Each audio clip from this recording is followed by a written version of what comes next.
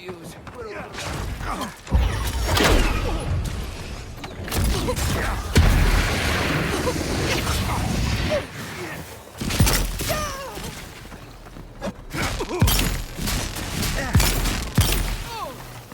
Not bad, envoy. I'll Bravo. teach you!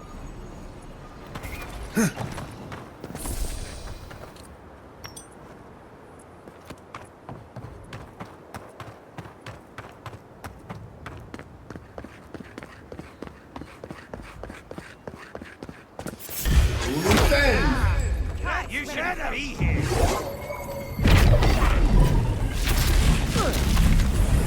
Worth and Roth!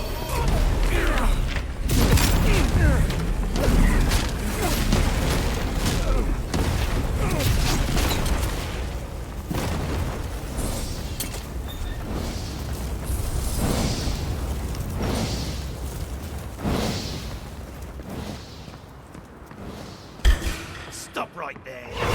10!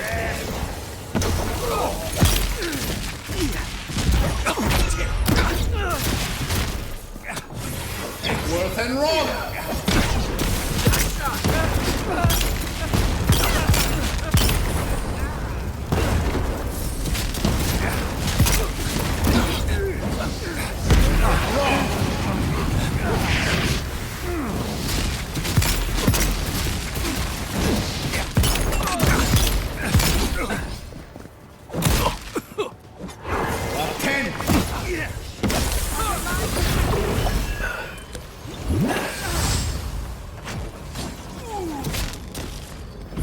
Up 10!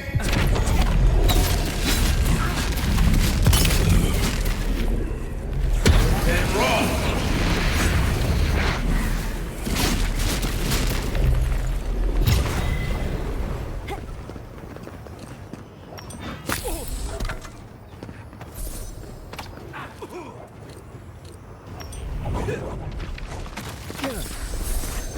Another soul for the wheel. Nothing like a win with a good team.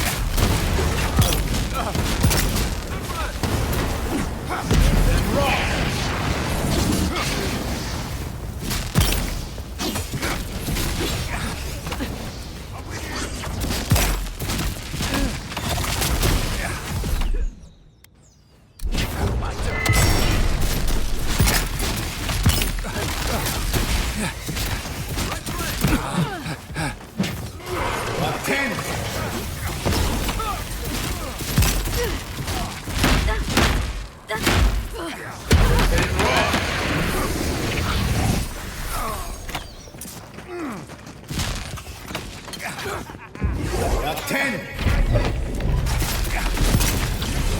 Worth and Roth!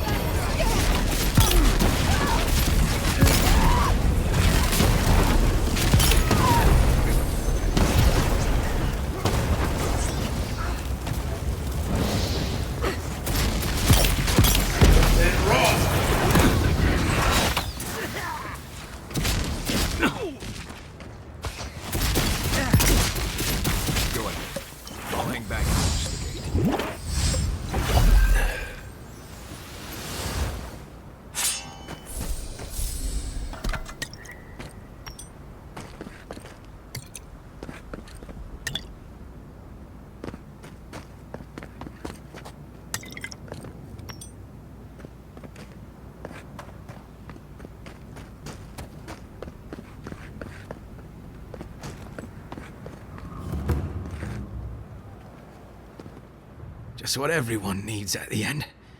Someone to watch him die. You're alive. How are you alive? Barely holding on, really. I'll always thank the gods that we took down the mines and crippled the living land's resistance.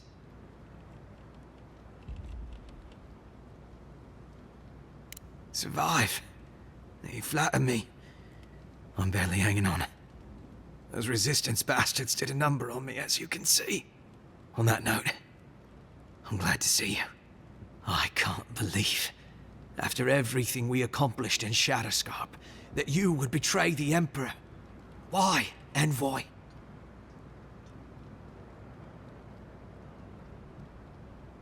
And the others here are deserving.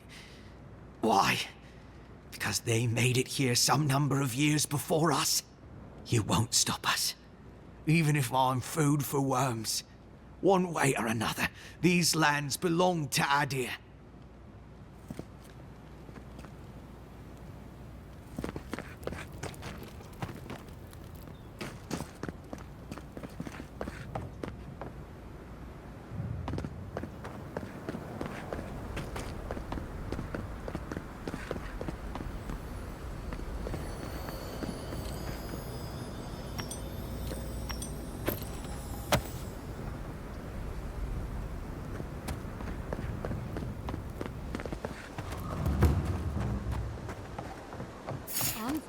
What are you doing here? I thought you left town weeks ago.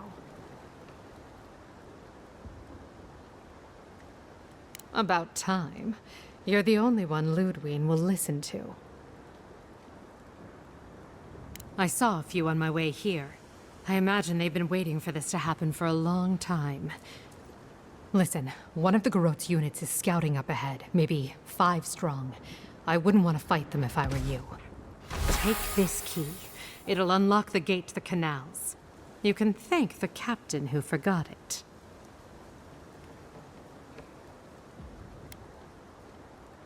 Suit yourself. I wish someone had stood up to the Steel Garot a long time ago. But, well, you're here now. That's what matters. Good luck.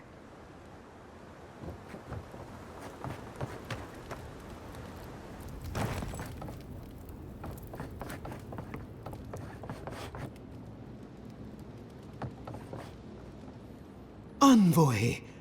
I doubted I'd ever see you again. I imagine I could guess what brings you back to Paradis. I must thank you once again for bringing me the Luminous Adra so long ago. Oh, it was wonderful. It was a complete failure, of course. But from that failure, I learned much. With some creative exploration, I was able to refine the Adra into a poultice that heals wounds at a fantastic rate.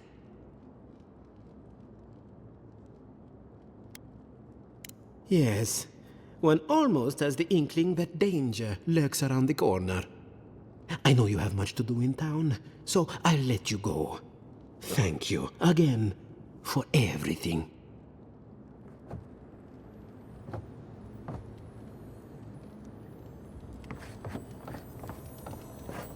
You should go now, while the fighting's died down. I'd like to... Can you not hear the screaming outside? She's right. We can't go now. Then when? Should we wait till the Garot set this bar alight? They have thaumaturges out there. You saw them. And soon there'll be thaumaturges in here. What? Envoy, am I ever glad to see you? I want to go home. We may not make it out of here alive.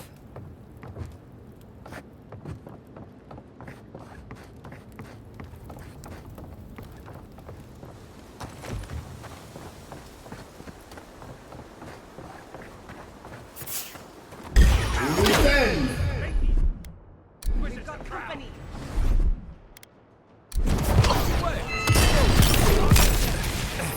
And run!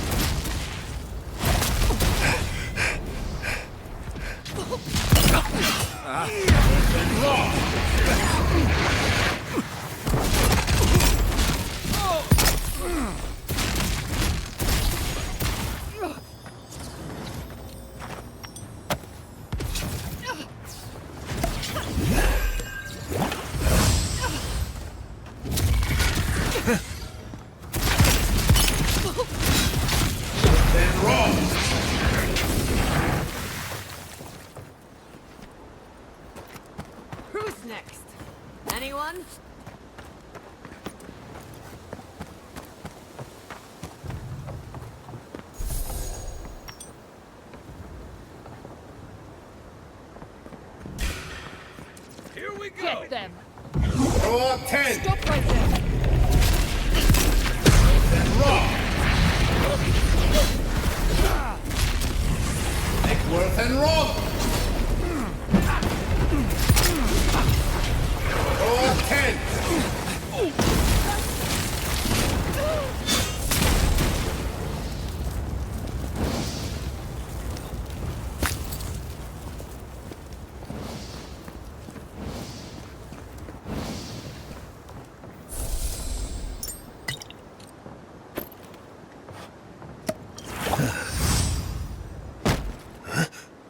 Envoy over here. What exactly do you think you're doing?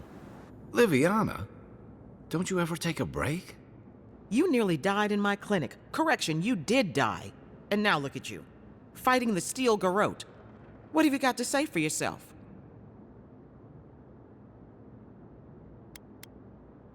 That's the worst excuse I've ever heard, and believe me, I've heard it all. Kai, is this your doing? Come on. I couldn't have kept him out of the action if I wanted to. I knew you were a bad influence. We're patching up folks as best we can, but I'm not gonna sugarcoat it. War is a damn bloody mess. Yeah, stop the fighting.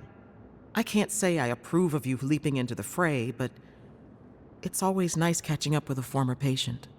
Wait a second. Jada? Jada Castell? What are you doing in the middle of this? Surviving. It's good to see you, Liviana. Unfortunately, we're on a tight schedule. Do you need anything? Money? Supplies? Once this is over, I could always use another pair of hands at the clinic. The invitation's still open. After what we've been through, I need to focus on myself for a while. But I'll stop by and visit now and then.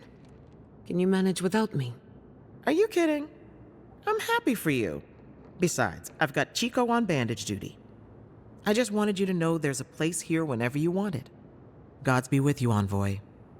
For my sake, try not to die a second time. That's why I adore Liviana. For a peacemonger, she can be very authoritative.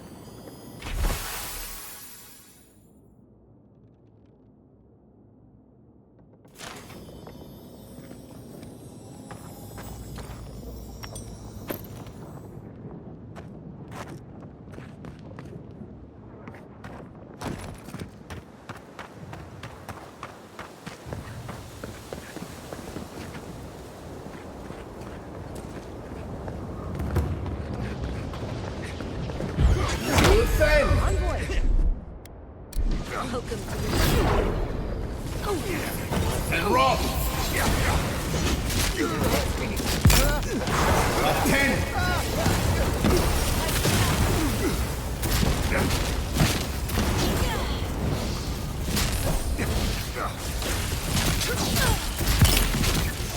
And rock.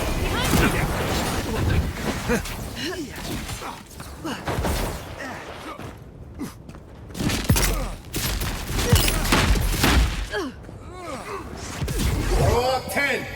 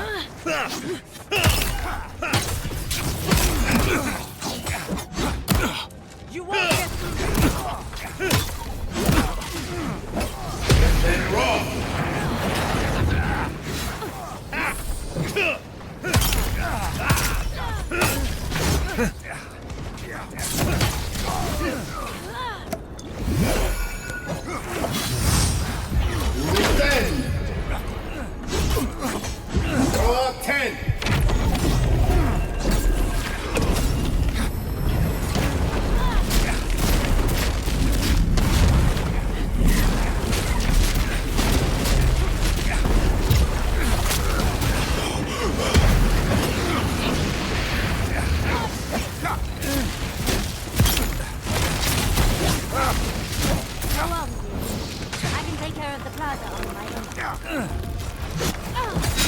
Walk 10!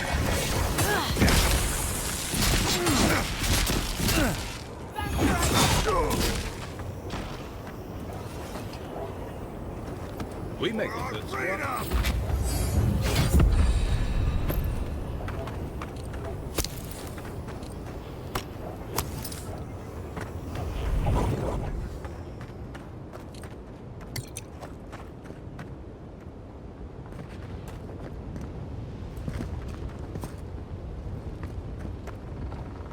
Paradisans know these streets. We're not giving them up without a fight.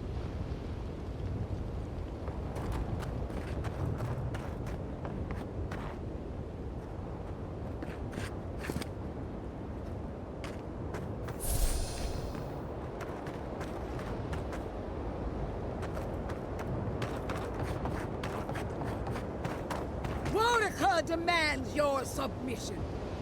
Stand against her and fall! That's Ludwig ahead. Lead on. I'm with you to the end.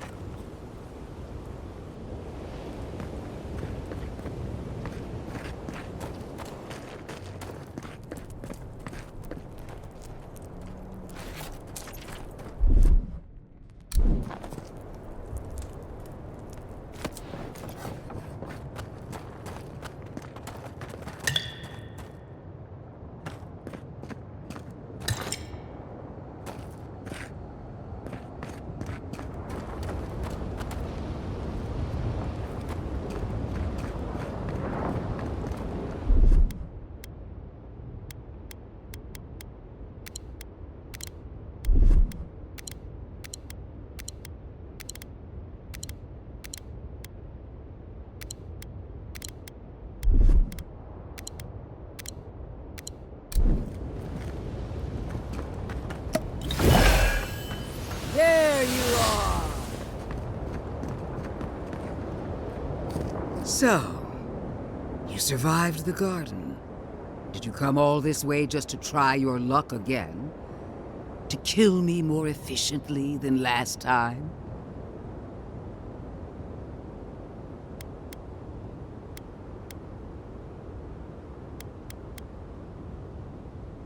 So you say. But you can't kill me in a way that hasn't been tried already. I can't wait to prove you wrong. Silence, child. The adults are talking. Look around, Envoy. Heelguard should have listened. He tried to bring order through compromise. He failed. Order is meant to be imposed by a stern, guiding hand. Her order wields sharp steel. She must set down her blade.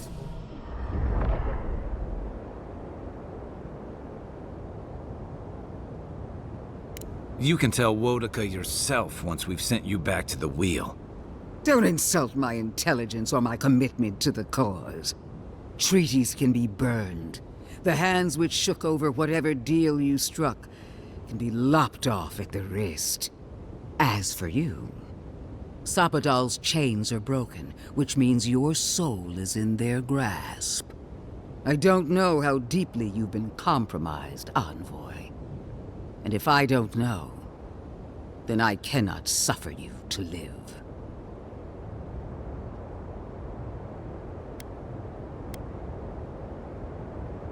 Do not patronize me. I have every right to put down a threat to the Empire. Steel yourself, Envoy. Make this a fight to remember, even in death. We would not welcome her death. There is still ample shade for her beneath our tree.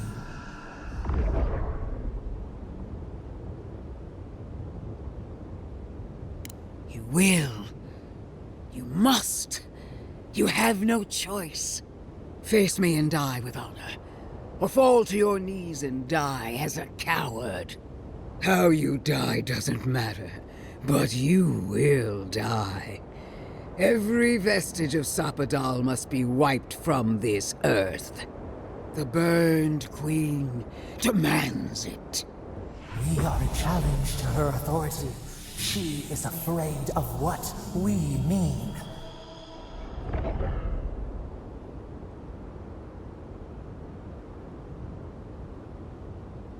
Blasphemy. Sapadal is a clot in the heart of the world. What should they matter to the true gods of Eora?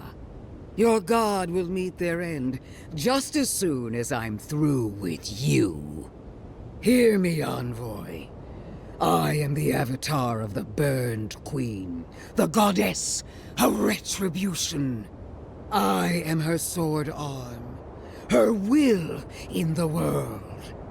And so long as I can fight, I will be her champion. But she failed to ensnare the living lands, and we are free. How long until Wodika finds a new avatar?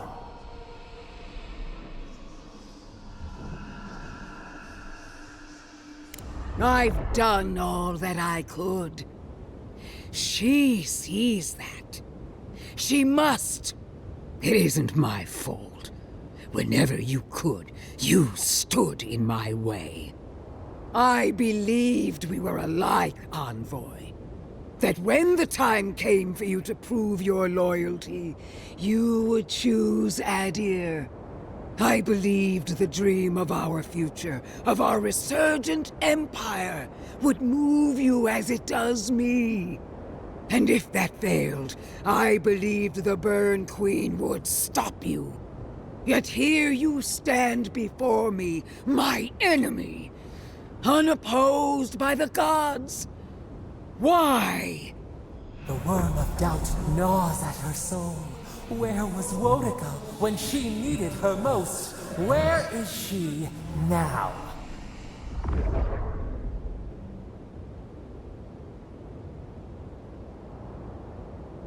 No! The Burned Queen witnessed my devotion and accepted me as her champion. I don't need anything else. I can still prevail. I must.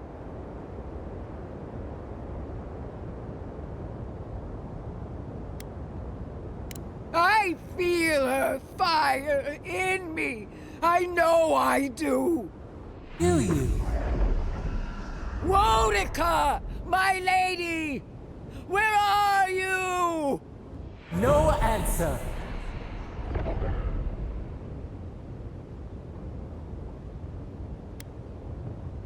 No! It's not true! Shame. Suffocating shame.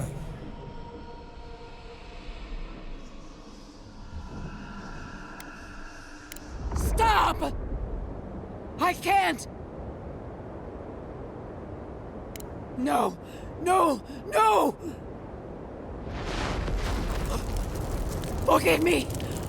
Wodika!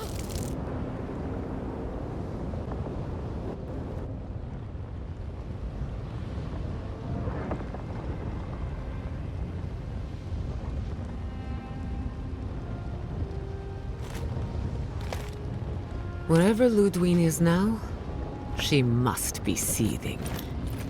Of course, we'd be happy to kill her again, if needed. She's done for, but we're not. Whatever's next, we'll face it. Together. Gods, you're all gonna make me sick. But carry on. Unraveled at last. We no longer feel her wire against our flesh. We are free always. We are free forever. Silence falls over Paradis, as though the city is holding its breath. Then you hear it, the ringing of a distant bell, the waving of banners, and cheers of victory. After a short and bloody conflict, the dust has finally begun to settle. You feel Sapadal close to your thoughts, stirring with interest. The god of the living lands is observing this moment, unfettered by confusion or fear. For the first time in centuries, they understand. The Paradis militia rallies to you, the outsider who defended them in their hour of need. Whatever happens next, you have won their confidence. You take a moment to reflect on the calm. Not so long ago, You arrived at these shores on a simple errand, which turned out to be anything but simple. The dream scourge is over, and the island has been cleansed of plague. A time of healing and mourning follows. People look to you for answers about the source of the affliction. You tell them the truth, how the plague came from a power beyond mortal understanding, and how it is finally at peace. Thanks to you, the Living Lands has escaped Adiran oppression. The free settlements unite under a common banner and begin the fraught process of negotiating new traditions and values. The Empire withdraws. The frontier remains wild, but not for long. For the rebels of Paradis, this is not a victory they can share. Fearing your wrath, they retreat deeper into the wilderness, taking their secrets and ideals with them. The refugees of Emerald Stair find a cold welcome in the city of Paradis. Animancy is frowned upon, but their knowledge of agriculture is highly valued. The first bountiful harvest improves relations. The ashes of Fior Messiverno continue to smolder. Scavengers avoid the ruins, fearful of spirits unleashed by animancy gone awry. The once promising city is nothing but a cautionary tale. For the people of Shatterscarp, independence is bittersweet. Those who cannot withstand the grief inflicted by Ringgrim's spell leave the settlements, vanishing into the wilderness. Those who remain find themselves forced to cooperate with others, often begrudgingly. With so many dead, the need to stave off hunger outweighs any distaste for certain trading partners. Solace Keep clings to its long-held isolation at first. But after mourning her friend Kostya, Mihala reluctantly deigns to open the doors of the fortress. Some dwarves greet newcomers with glee. Others still mutter darkly about outsiders.